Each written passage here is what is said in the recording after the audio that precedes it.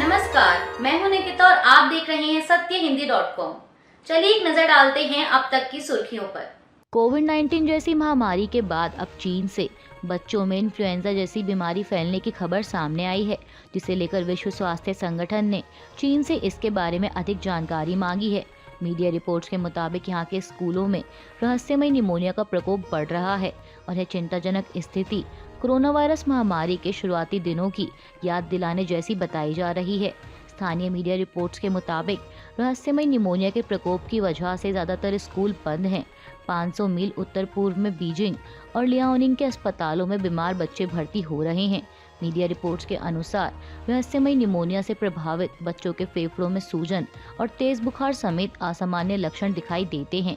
इस बीच मंगलवार को प्रोमेड ने बच्चों को प्रभावित करने वाली बिना डायग्नोज हुए निमोनिया की उभरती महामारी के बारे में चेतावनी जारी की है।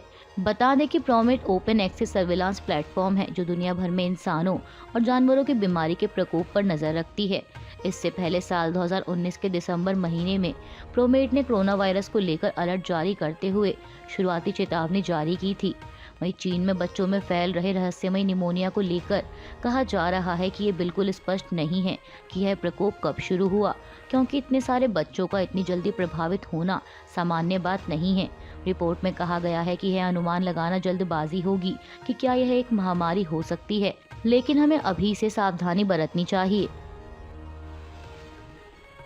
उत्तरकाशी टनल हादसे में 12 दिनों से सुरंग में फंसे 41 मजदूरों को बाहर निकालने का काम अब अंतिम चरण में पहुंच गया है। ऐसे में उम्मीद है कि अब मजदूर जल्दी सुरंग से बाहर आ पाएंगे। दरअसल मजदूरों को बाहर निकालने के लिए मलबे को हटाकर 800 मिलीमीटर का स्टील पाइप डालकर रास्ता तैयार किया जा रहा है, जिसका निर्माण अब अंतिम चरण में पहुंच गया है। वहीं मजदूरों के स्वास्थ्य को ध्यान में रखते हुए एम्बुलेंस और डॉक्टर्स को घटनास्थल पर बुला लिया गया है। इस बारे में जानकारी देते हुए एनडीआरएफ के सेकंड इन कमांड रविशंकर बधानी ने बताया कि एनडीआरएफ के जवानों ने इसका अभ्यास कर लिया है कि कैसे पाइप के जरिए मलबे के दूसरी ओर जाना है जहां मजदूर फंसे हैं। उन्होंने बताया कि एनडीआरएफ की टीम 800 मिलीमीटर के पाइपलाइन के अंदर जाकर मजदूरों को बारी बारी से निकालेगी और अगर मजदूरों को कमजोरी हुई तो एनडीआरएफ की टीम उन्हें स्केट्स लगी टेम्परेरी ट्रॉली के जरिए बाहर निकालेगी, जिसके बाद मजदूरों को 41 एम्बुलेंस में चिलियानीसौर सामुदायिक स्वास्थ्य केंद्र ले जाया जाएगा, जहां उनके लिए 41 बेड तैयार किए गए हैं। बता दें कि मजदूरों को इस अस्पताल तक पहुंचाने के लिए ग्रीन कॉरिडोर भी बनाया गया है और अगर जरूरत पड़ी तो मजदूरों को एयरलिफ्ट कर ऋषिकेश एम्स ले जाया जा सकता है। पंजाब के कपूरथला में एक गुरुद्वारे में निहंग सिख द्वारा गोलीबारी की गई, जिसमें एक पुलिसकर्मी की मौत हो गई और 5 अन्य घायल हुए हैं। घायलों के इलाज के लिए उन्हें अस्पताल में भर्ती कराया गया है। अधिकारियों के मुताबिक यह झड़प गुरुद्वारे के स्वामित्व को लेकर शुरू हुई थी। वहीं पुलिस ने मामले में गुरुद्वारे पर कब्जा करने के आरोप में निहंग संप्रदाय के 10 लोगों को गिरफ्तार किया है। हालांकि ऑपरेशन अभी भी जारी है। अधिकारियों ने कहा कि कम से कम 30 निहंग अभी भी गुरुद्वारे के अंदर हैं। एनडीटीवी की एक रिपोर्ट के मुताबिक निहंगों में से एक ने पुलिस पर तब गोलीबारी की जब वे परिसर को खाली कराने गए थे। बता दें कि यह पहली बार नहीं है, इससे पहले भी इस तरह की घटनाएं सामने आ चुकी हैं। दरअसल साल 2020 में निहंग प्रदर्शनकारियों ने पटियाला में एक पुलिस अधिकारी का हाथ काट दिया था जब वह कोविड लॉकडाउन लगाने की कोशिश कर रहा था। राजस्थान विधानसभा चुनाव के मद्देनजर मुख्यमंत्री अशोक गहलोत ने एक बार फिर राज्य में रिवाज बदलने को लेकर आत्मविश्वास जताया है।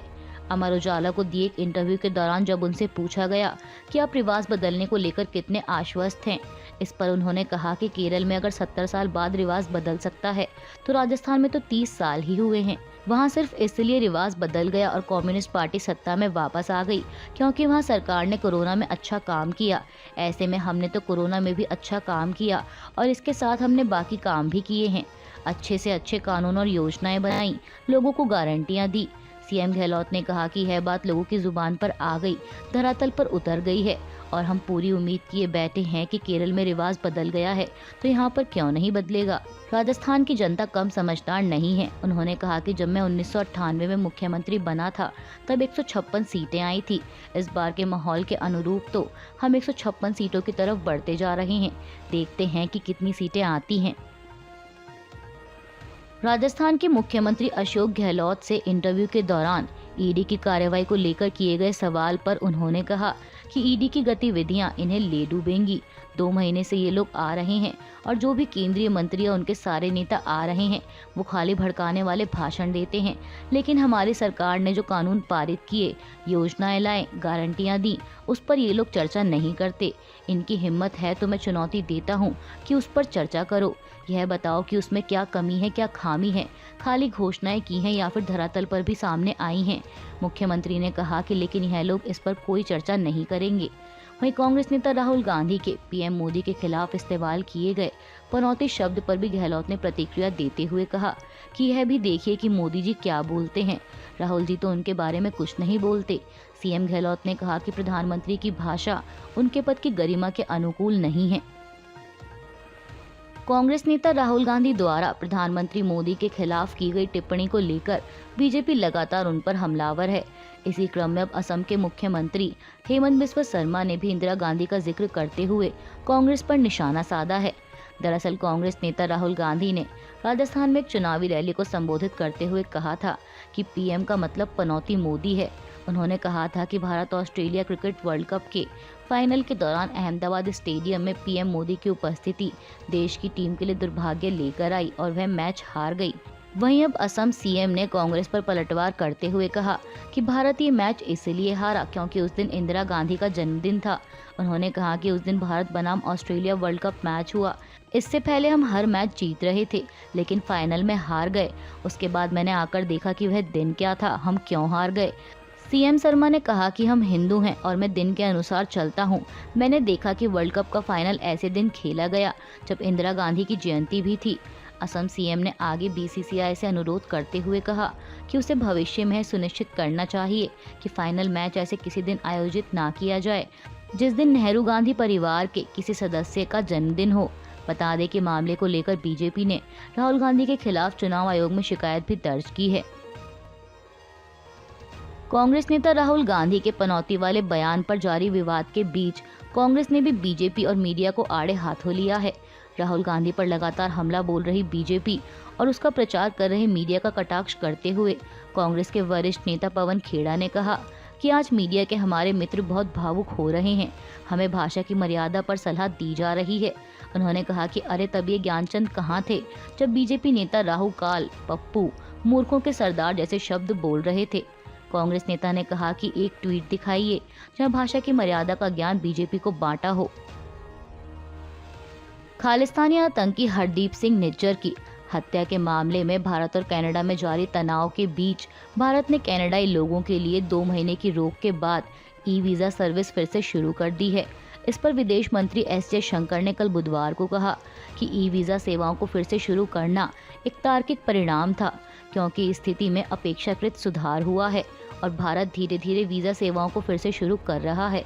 उन्होंने कहा कि क्या हुआ था कि हमने वीजा जारी करने को अस्थायी रूप से निलंबित कर दिया था क्योंकि कनाडा की स्थिति ने हमारे राजनयिकों के लिए कार्यालय जाना और वीजा प्रोसेसिंग के लिए जरूरी काम करना मुश्किल कर दिया था।